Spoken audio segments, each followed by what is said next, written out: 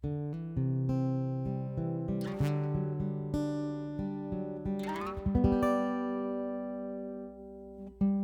everyone, I'm John Steele, and this is After 4, a podcast for InterVarsity alumni. Life after college is hard, and even a great experience with your InterVarsity chapter doesn't shield you from the challenges of transition. As we hear stories from real alumni learning how to make it in their post-InterVarsity reality, my hope is that this podcast will offer some encouragement, a few laughs, and even some hope for the future. This is After 4, and these are your stories. Well, hello out there to all my After 4 people. This is indeed the After 4 podcast, and I'm John Steele, bringing you another episode of some sweet alumni goodness, or savory alumni goodness, whichever your palate prefers. All that matters is that we're serving it up fresh. Don't worry, there's always plenty for seconds, and they reheat really nicely too, so make sure you take some extra home with you. What are we talking about? I think I started channeling my grandmother there for a second. Okay, let's keep going.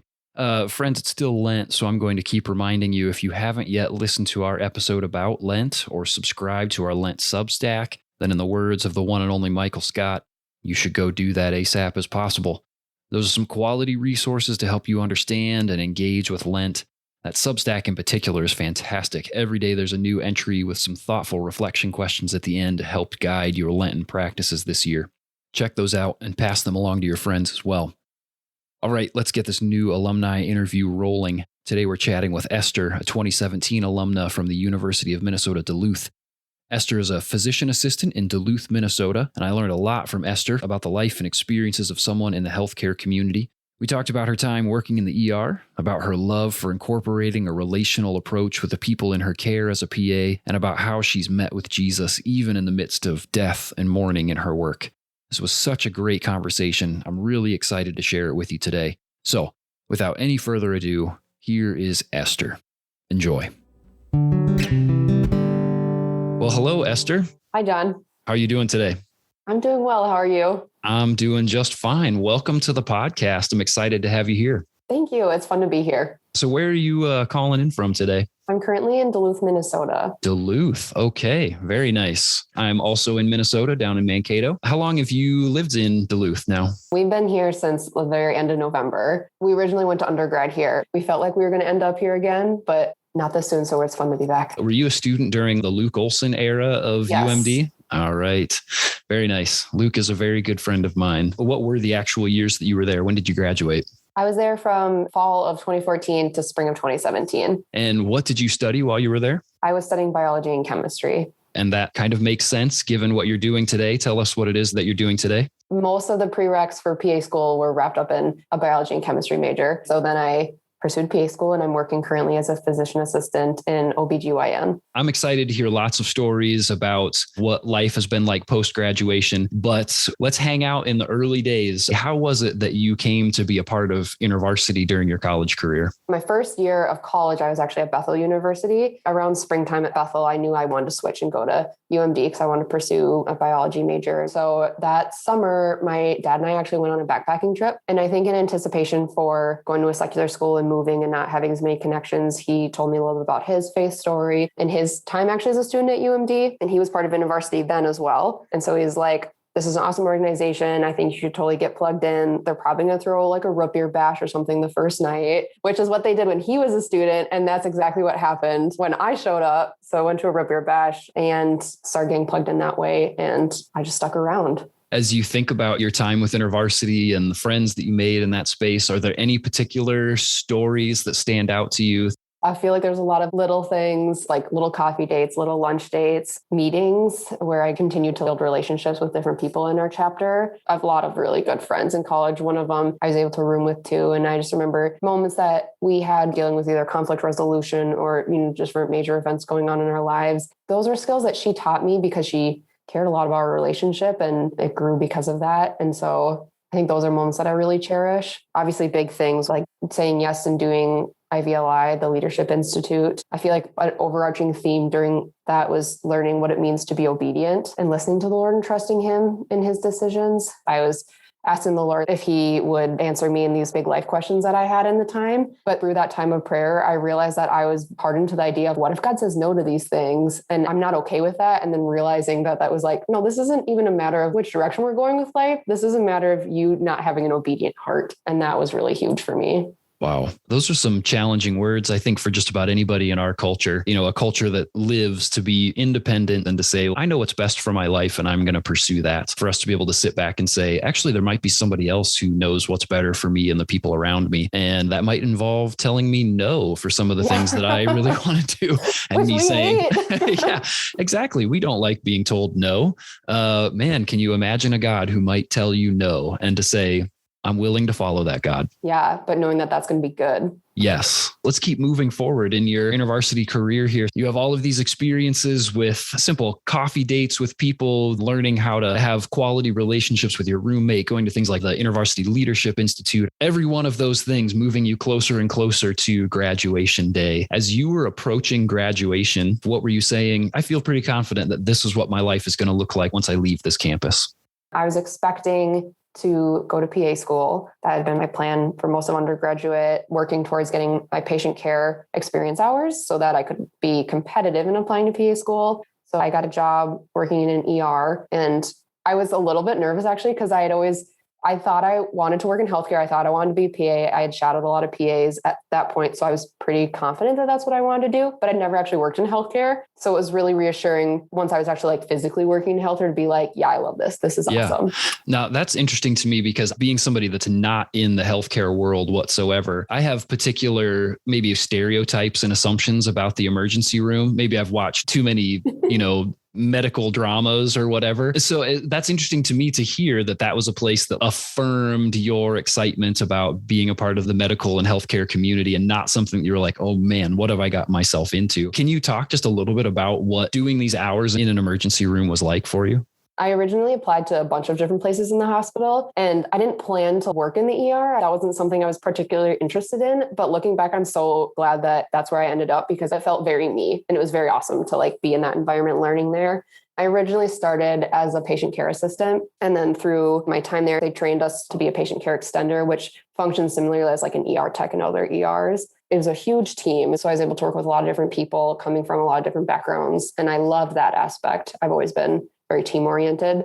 It was it was a busy ER, so it was a very fast paced environment. I feel like I learned a ton very fast. Small things to minor scrapes, bumps, bone breaks to very, very large things like heart attacks, strokes. I worked on the trauma team. We rotated. It was really fun to be part of different patients' care, but there was obviously stuff that was very difficult, and that took me a long time to process through.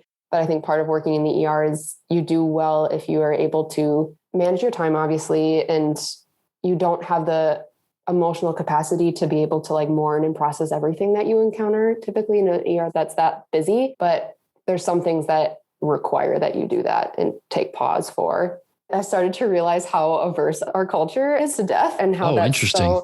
Because there was several deaths that I was part of, and I felt very awkward if people asked how my day was. I felt like there was this huge thing that happened in my life that I was processing, but I wasn't able to share that without it being really awkward or that wasn't welcomed. And so I think through that time, I was able to learn how to care for patients well, even in the midst of death. I felt like that was part of my role, caring for patients while they're living and also helping them to have a good death too. This is the role I'm playing in this point in their life.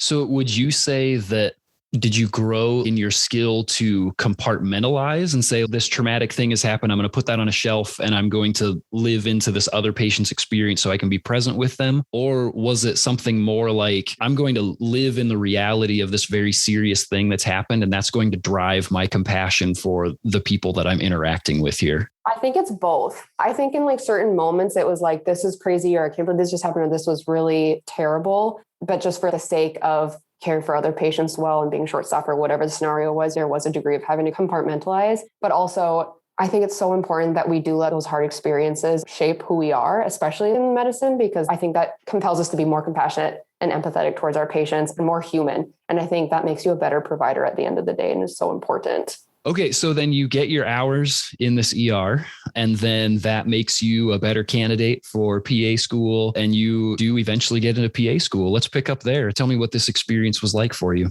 I got into PA school, was kind of blown away because I was expecting to have to apply a few cycles before I could get in. My expectations for PA school was that it's going to be really hard because that's what everybody said. And it was both harder than I thought it would be and not as hard as I thought it would be. I know that's not a very good answer, but I think I was surprised at how much time that I still had to be human. You always get to make choices with your time. And so I think having the mindset of being like, okay, I have a little bit of time now. I need to go on a walk with my husband, or I need to go to the pool or do something to still feel like a human was really important. Work can't be everything. And so practicing that like during school too is really helpful. But it was definitely the hardest thing I've ever done. I didn't expect how much I would have to study, and like sit down and say no to things was really hard for me because relationships are really important to me. And so I wasn't able to spend the time as much as I would have liked to and typically had done with friends and family. So that was hard to say no, but it was also like, this is something I care a lot about. And I'm studying for like my future patients and like to do well and understand the information. So in that regard too, it's probably the loneliest I've ever felt, but it was also equally so good for my husband and I. We spent a ton of time together. So I was just really grateful for how the Lord sustained and protected our marriage in that time, and we grew closer. It was also really great because this was the first time I had normal-ish hours, was during didactic year. So I wasn't working any weekends. We went to church every Sunday, and we were able to be part of a small group and go to all of them. That was just such a huge gift for us. And we were able to see the beauty of what the church can be. Wow, that's amazing. Okay, so just to review our timeline really quickly here, you said you graduated in 2017, and then 2 years in the ER. So you wrapped up there spring of 2019 and then go to PA school, and you have your first year. So is my math correct that you start your second year right around the time that pandemic is hitting? Yes. Yeah. Okay. Okay, then. So March 2020 was almost towards the end of our didactic year. So we were fully online for like 2 months and didn't come back in person until we had procedures lab right before we started our rotations. That was June 2020. My word, what a crash course. It would seem to me June of 2020 is also the time that we were entering summer and thinking, okay, maybe this is going to be short-lived. And then you start these rotations and it's like, oh no, this is actually going to be sticking around for a while. I mean, are there things that you think you've been particularly prepared for, or ways that you've been trained that has prepped you for your career as a PA in ways that you wouldn't have been prepared if it wasn't all happening in the midst of a pandemic? I don't know if this is because of the pandemic or this would have kind of developed at the same time as is, but I feel like I've grown a lot in being really passionate about making sure that patients are able to make their own decisions with informed consent. Because I feel like that's been in the midst of, worry about like the vaccine or treatments for COVID, or even just regularly seeing their provider for whatever prevention they may need. But how important accurate medical information is in helping to best support patients with having access to correct information, understanding the information so that they can make a truly informed decision. Because at the end of the day, we're not making their decisions. I believe our role is to provide them with correct information and then supporting them in what route they go, I guess. When my wife and I had our first child, that was a new experience for me. We had a nurse that was with us through most of that time. And she would say over and over and over again, it's my job to be your advocate. It's my job to make sure that you have all the information that you need so that you can make the right decisions. And you can listen to what the doctors have to say, but ultimately you get to say yes or no. Part of it's probably just my personality that I just think like, well, somebody that's an authority, they know more than me. They're an expert in this field and I should just do what they tell me. And that was a really interesting place to be as far as like, oh no, I get the final say in whether or not this treatment happens for me. Yeah, for sure. I really think that that's better. And I like encouraging patients to play more of an active role, because then I really think that patients take ownership over their health and they care more about it. And ultimately, that's what I want to see. That feels like a very nice approach for me to take next time I'm in the hospital or someone I know is in the hospital, of like, okay, let's work on this together, medical team. Yeah, ask all the questions. It's your healthcare. And so you should be comfortable with what's going on. So as you're going through the second year of your program and then eventually graduating, and now you are a PA, tell me, what have some of your experiences been? Either like this is something particularly challenging that happened, or this is something that was unexpectedly joyful that I got to experience. So I'm currently working as a PA in women's health. So I'm caring for patients in clinic. And then I'm also helping manage patients in labor in the birthing center and attending deliveries. So I've been told from a lot of people that start as brand new providers that there's a lot of imposter syndrome. So I definitely experienced that too. And I can't believe I'm trained to do this or I'm prescribing this and people are like seeing me for their care. But also it's just been so good because the team that I'm working on with physicians and other APCs are phenomenally supportive. And I love the roles that PAs get to play because teamwork is part of the definition. And so I'm just glad that healthcare is a team. The moments that are my favorite are the times when I get to know someone and provide them with education about their disease process or, why we do cancer screenings or how to do disease prevention well. And then also, it's such a huge honor to be able to care for women while they're laboring. And then when they're able to give birth to their baby, I love being able to celebrate them and support them through that process too. It sounds like it's a very relational role that you see having with these people and getting to walk alongside of them, whether it's making a plan for treatment or just right there in the room as they're giving birth to this child. That relational component is something that is That's a incredibly huge drive important for me. to you. Yeah, absolutely. I'm not sure exactly what my idea was starting PA rotations. I always knew I wanted to do women's health. I didn't know in what setting, but starting off in clinic roles, I was like, this is it. I love being in clinic because that's where I get to start relationships with patients and I get to see them over a period of time again and again. And I love that. And those have been some of my favorite moments too, is when I'm admitting women for labor and I get to walk with them through all of their labor and be there for their delivery is really sweet to be able to care for them in that way. Are these also women that you've been seeing through pregnancy checkups? You've gotten to see them and their baby grow together up to this point. You've gotten to walk a huge, significant part of life with them.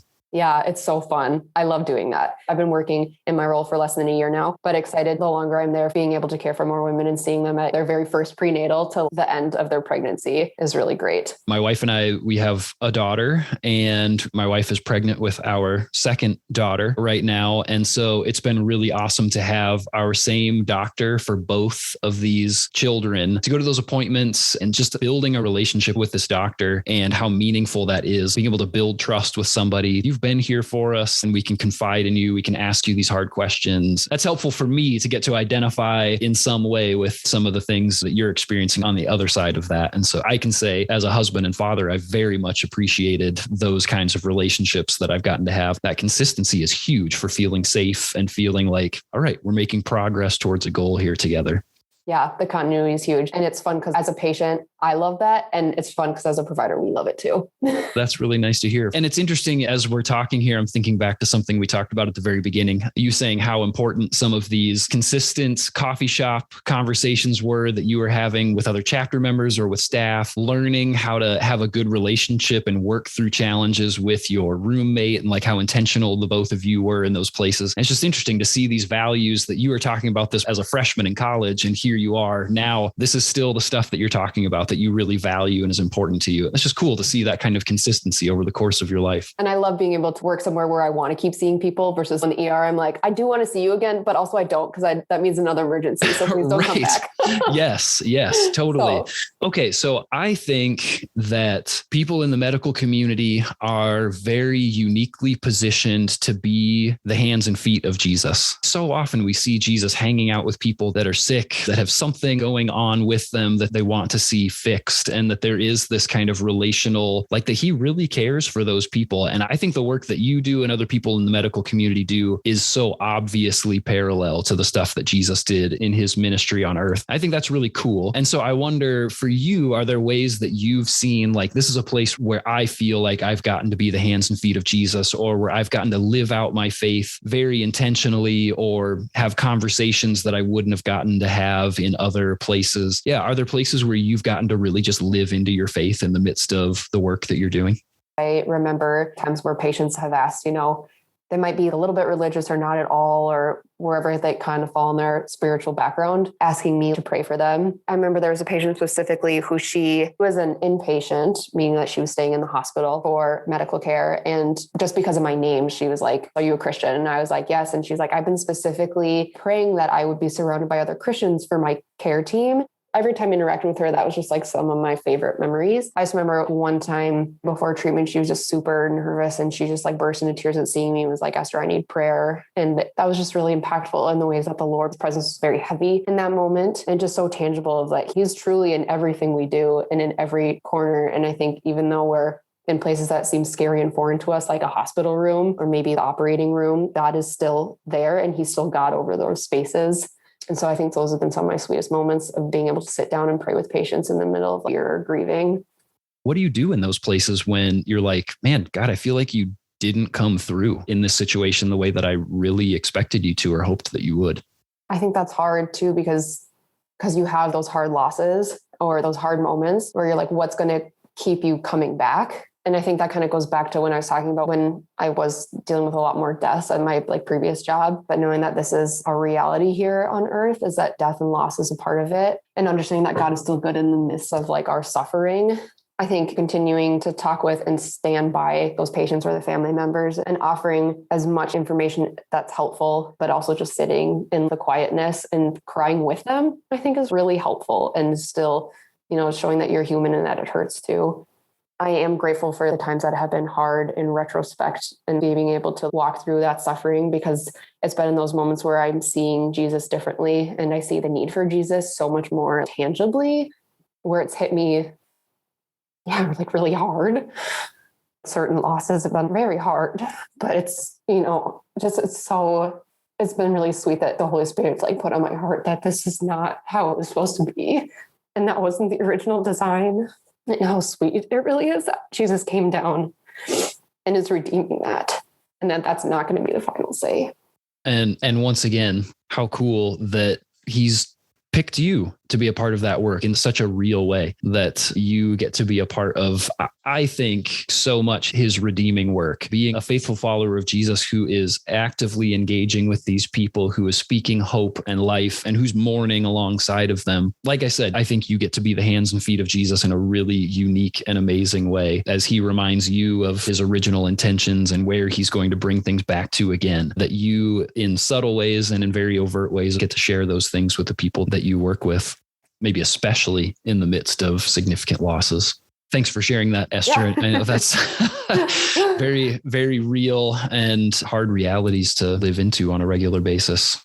As you think about your time in InterVarsity, as you think about the life that you're living right now, are there places that you feel like your time with InterVarsity really helped prepare you well? Definitely. I actually think about this a lot, especially professional sense and then relational too. Some of the big things I'm really grateful for are working on conflict resolution well, and the need for conflict resolution, and not avoiding problems, but seeing how that grows relationships and builds trust. And I think another big thing is learning how to work well with other people, especially leading other people that are very different than you. They communicate differently. They feel cared for differently. They're motivated by different things. I think that's been really helpful. And recognizing too that not everybody functions the same as you. You work well with your team when you know your team. And so put time into that.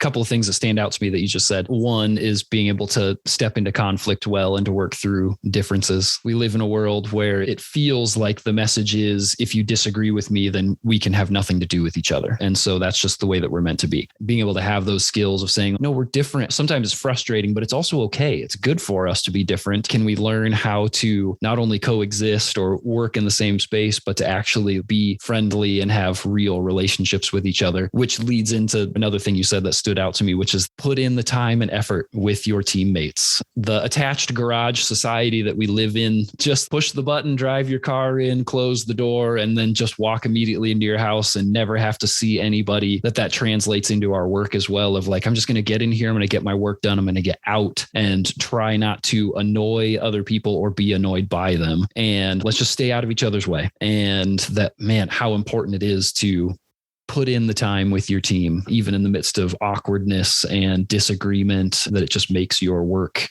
so much more enjoyable.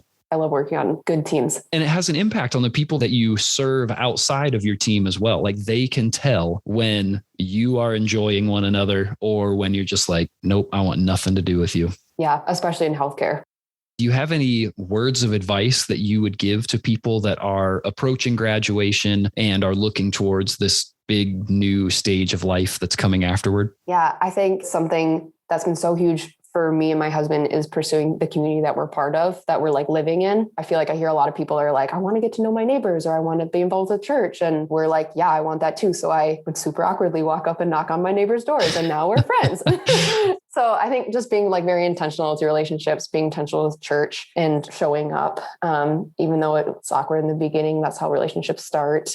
and knowing that you go through a lot of different seasons and hardships, but that I think in those seasons, I'm very grateful for the differences, because in those seasons, I'm able to learn different aspects of who the Lord is and his heart too. So I think that's really good. Do you have any word for somebody that's preparing to step into healthcare, the medical world, things that you've experienced up to this point that might give them a nice leg up if that's where they're going as well? I think it'd be really helpful to find a mentor, find a community that you can be yourself with, and that you can share honestly kind of what's going on in your mind, stuff that's awesome, that it's like we're celebrating with a group of people, and things that are also really hard, so that you have that team to lean on. I think that's the biggest thing. Esther, thank you so much for joining me today. This has been so much fun, and it's always nice to talk to a UMD alum. So thanks for joining me today. I appreciate it. Yeah, thanks for having me. This was a ton of fun.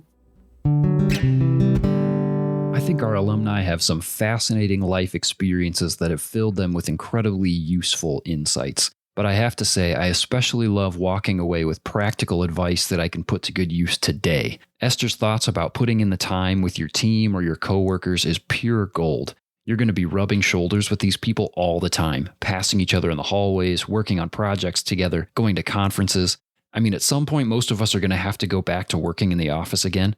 What other reason could you possibly need to work on a healthy team dynamic that can resolve conflict together than going back to sharing a bathroom with each other all the time? For real though, get to know your teammates and coworkers. It makes a huge difference, and even might make the job you're struggling through more enjoyable with a friend or two around. Put in the time. Thanks, Esther. I loved getting to hang out. Blessings on your work, and thanks for using your position as a PA to impact lives in a meaningful way. You are being a world changer. Well, that time has come once again, my friends. We've reached the end of another episode, but fear not, we will be back again next week. And we will be joined by University of Rhode Island alumnus Steve Carroll. We talked about so many things, but Steve had some particularly great words about identity.